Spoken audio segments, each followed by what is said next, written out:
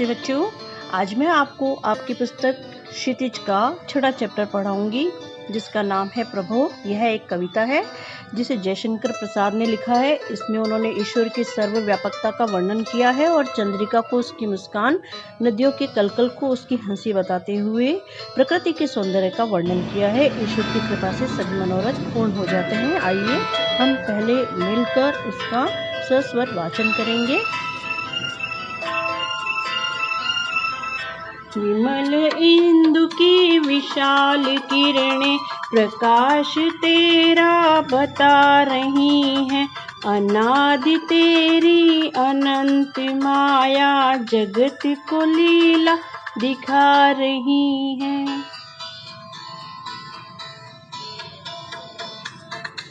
प्रसार तेरी दया का कितना ये देखना है तो देखे सागर। तेरी प्रशंसा का राग प्यारे तरंग मालाएं गा रही हैं।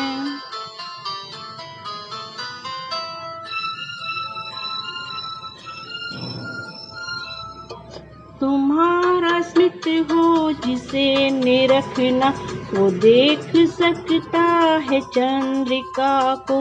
तुम्हारे हंसने की धुन में नदियां निनाद करती जा रही है।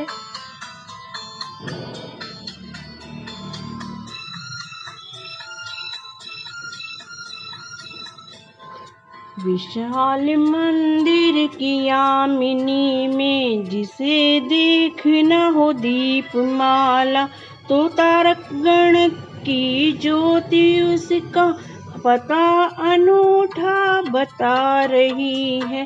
विमल इंदु की विशाल किरणें प्रकाश तेरा बता रही है।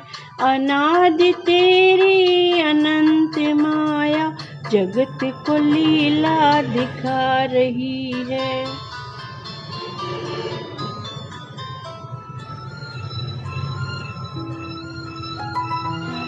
प्रभु प्रेममय प्रकाश तुम हो, प्रकृति पद्मनि के अंशुमाली। असीम उपवन के तुम हो माली, धरा बराबर बता रही है।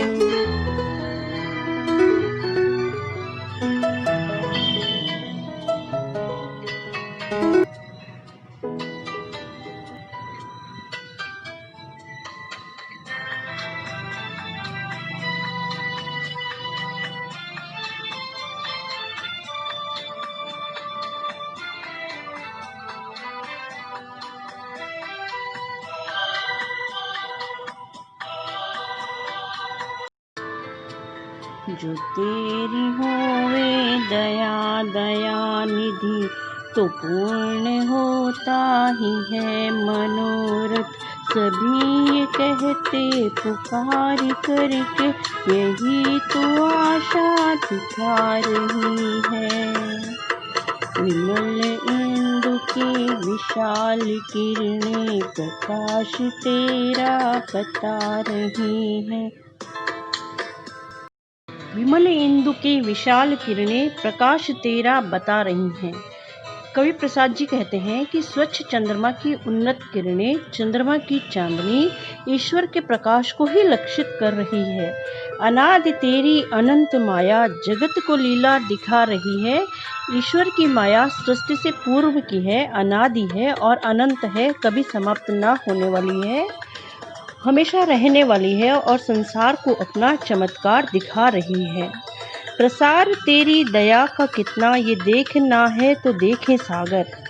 तेरी दया का कितना प्रसार है, अगर किसी को देखना है तो संसार के इस सागर में जो फैलाव है उसे देखें, समुद्र को देखें। तेरी प्रशंसा का राग प्यारे तरंग मालाएं गा रही हैं। वास्तव में ईश्वर दया के सागर हैं और उनकी प्रशंसा का गान उसी सागर की लहरें कर रही हैं। लहरों की कलकल की आवाज ऐसी लगती है कि वे ईश्वर की प्रशंसा का गुणगान कर रही है। तुम्हारा स्मित हो जिसे निरखना वो देख सकता है चंद्रिका को। तुम्हारे हंसने की धुन में नदियां निनाद करती जा रही है। कवि जयशंकर प्रसाद कहते हैं कि यदि ईश्वर की मन मुस्कान किसी को देखनी है तो वह चंद्रमा की चांदनी को देखे। ईश्वर के हंसने की ध्वनि यदि को सुननी है तो वो नदियों के किनारे नदियों की लगातार बहने वाली कलकल को सुने। नदियों की कलकल की ध्वनि में ईश्वर की ध्वनि सुनाई देगी। विशाल मंदिर के यामिनी में जिसे देखना हो दीपमाला, तो तारा गण की ज्योति उसका अनूठा पता बता रही है। कवि कहते हैं कि आकाश में रात में दमकते असंख्य तारे दीपों से जगमगाते, ऐसा लगता है उस दीपमाला को देखकर जैसे वो ईश्वर का विशाल मंदिर हो। वह ईश्वर के विशाल मंदिर का आभास कराते हैं। तारों की ज्योति, तारों का प्रकाश ईश्वर का पता बता रहा है। हे प्रभु, प्रेममय प्रकाश तुम हो, प्रकृति पद्मिनी के अंशमाली, असीम उपवन के तुम हो माली, धरा बराबर बता रही है। हे ईश्वर, हे प्रभु, जिस प्रकार से सूर्य के उदय होने पर कमलिनी खिल जाती है, प्रसन्न हो जाती है, उसी प्रकार ये संसार रूपी प्रकृति के चर और अचर सभी आपको देखकर, आपकी दया को पाकर प्रसन्न हो जाते हैं। ईश्वर की कृपा से सारा संसार की हर प्रकृति प्रसन्न हो जाती है। जो तेरी होवे दया दयानिधि, तो पूर्ण होता ही है मनोरथ, सभी ये कहते पुकार करके, यही तो आशा दिला रही है।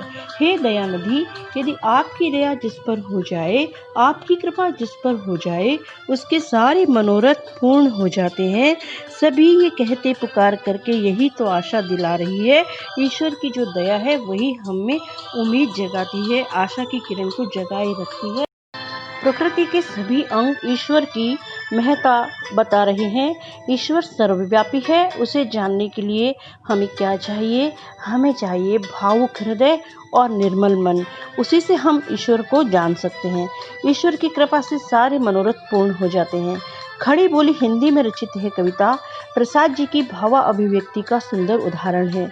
इसमें तत्समयी और गंभीर भाषा में कविता को अद्भुत अभिव्यंजना सौष्ठव से युक्त कर दिया है। इसमें तत्सम और तद्भव दोनों ही शब्दों का प्रयोग किया गया है। लयात्मकता, सरसता और मौलिकता की दृष्टि से यह कविता उत्तम कोटि की है। बहुत ही सुंदर कविता। प्रकृति पद्मिनी के अंशमाली, इस प्रकृति रूपी संसार के अंशमाली, संसार के मालिक कौन है? ईश्वर है। ईश्वर सर्वव्याप्त है। तो हमारी ये कविता यहीं समाप्त होती है। आई होप कि आपको कविता समझ आ गई होगी। अब मिलते हैं नेक्स्ट वीडियो में। Thanks for watching. बाय प्यारे बच्चों।